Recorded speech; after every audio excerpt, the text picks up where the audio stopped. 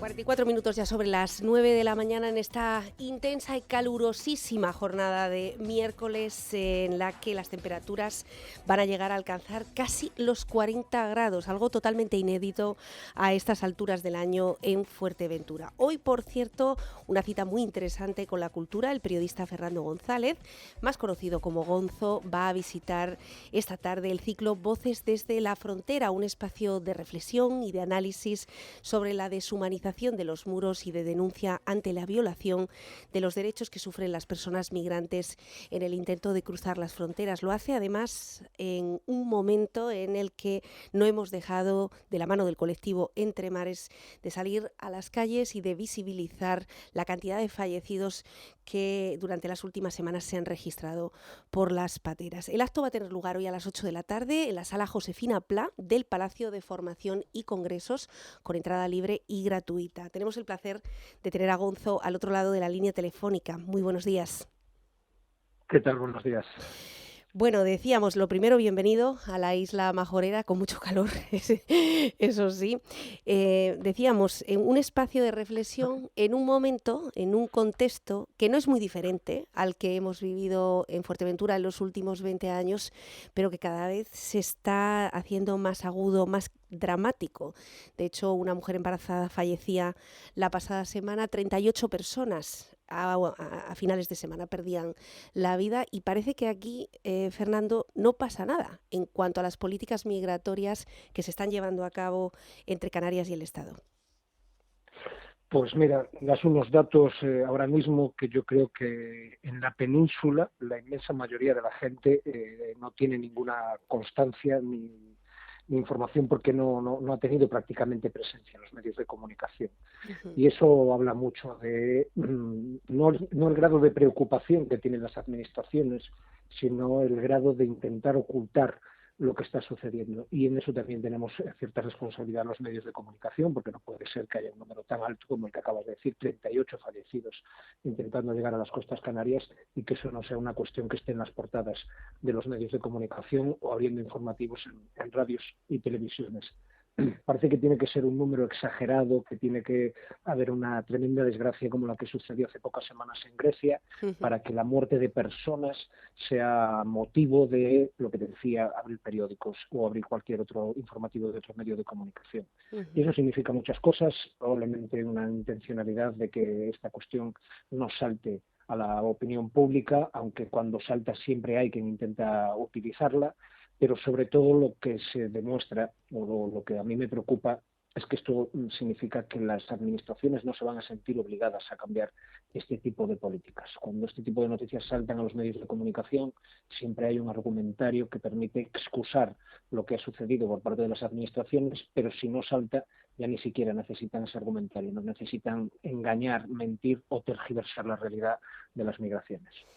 Efectivamente, el tema de fronteras no tiene ni siquiera nada que ver con colores políticos o con ideologías, puesto que Canarias está en este estado de abandono con unos y con otros, como hemos podido ver a lo largo de las diferentes legislaturas. De hecho, Canarias ha crecido un casi 55%, han crecido la llegada de pateras a Canarias, y seguimos, pues por ejemplo, sin centros de acogida que estén a la altura de los derechos humanos mínimos, ¿no?, de estas personas, después de imágenes tan lamentables como las que hemos visto en esta legislatura en Arguineguín y en otros muelles de Canarias en condiciones verdaderamente lamentables. Bueno, hoy se va a hablar de todo esto y se va a extender a otras fronteras. Me gustaría conocer qué llevó a ese libro que has escrito sobre las fronteras más peligrosas del mundo y sobre este fenómeno migratorio. ¿Por qué decidiste poner el foco ahí? Primero, permíteme, porque estaba empezando a dudar si no había yo escogido bien el día. Es mañana, la charla nosotros la vemos mañana a las 8 de la Perdón, tarde. sí, jueves, efectivamente, sí. Sí. Yo por mí estaría ya hoy en Fuerteventura, pero hoy tengo que estar todavía en la península, es mañana a las 8. ¿Por qué me ha llevado a escribir el libro? Bueno, varios motivos. Es una mezcla de cuestiones personales y profesionales. Lo primero, evidentemente, es personal. Yo soy gallego y de una familia de gente inmigrante. Desde pequeñito yo me he visto en casa de mis abuelos tanto paternos como maternos, a tíos mayores que venían de Argentina, que venían de Venezuela, que me contaban cómo había sido su vida en Cuba. Y cuando salía de casa de estar con mis mayores y salía a jugar en los campos, en las leiras de la aldea, con quien jugaba era con niños luxemburgueses, suizos, franceses, ingleses, que eran y son los hijos de los vecinos de mis padres. Entonces, es una sensibilidad que no he tenido que cultivarla, como quien dice, sino que me viene dada de por vida. Y en ese sentido, siempre me ha parecido no interesante, sino curioso el poder contar historias de migrantes, pero desde esa perspectiva del propio migrante. Ujú. Cuando empecé a tener la posibilidad en los programas en los que he trabajado de hacer este tipo de reportajes, me llamaba la atención que, bueno, en críticas que se hacían en otros medios o gente que me paraba por la calle decía, no, es que lo contáis de otra manera. Y creo que lo único que hacíamos era contarlo desde el prisma de la persona migrante, contando el contexto del país de origen, no contándolo desde nuestro prisma de país receptor, de sociedad que tiene que adaptarse o que tiene que abrir las puertas.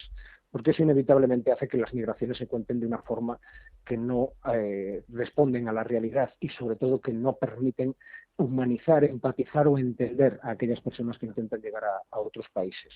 Dicho esto, cuando el libro surge, bueno, de darme cuenta que había ya tenido las suficientes experiencias como para poder contar anécdotas o contar mi percepción tras haber vivido y compartido procesos migratorios en los 5 continentes.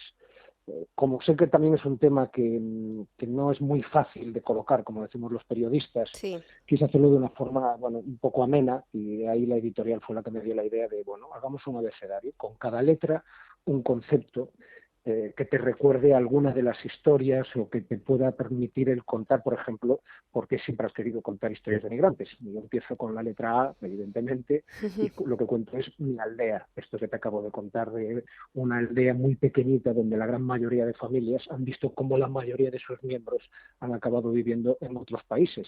Y además quise hacerlo como abuela pluma, que fuese un libro en el que yo pudiese escribirlo en base a mis recuerdos. No miré más que alguna foto para ubicar alguna fecha, alguna cara o algún nombre, pero intenté contarlo como cuando cuento las anécdotas de los viajes o mis recuerdos pues de forma oral, en una comida con amigos o en una reunión familiar. Porque es la forma de trasladar, yo creo, o aposté por esa forma porque me parecía que es la mejor forma de trasladar a alguien a esos puntos que yo quería explicar. Si lo haces con datos, con informes, la distancia con el lector se hace mayor. Pretendía simplemente el contarlo de esa forma para poder intentar trasladar a la gente a las sensaciones que yo viví allí o a los sentimientos y experiencias que me contaron todas las personas que he podido ir conociendo en estos lugares. Sí, ponerse delante de un espejo, como dices, usted que lee estas líneas puede ser el próximo migrante o descendiente de migrante.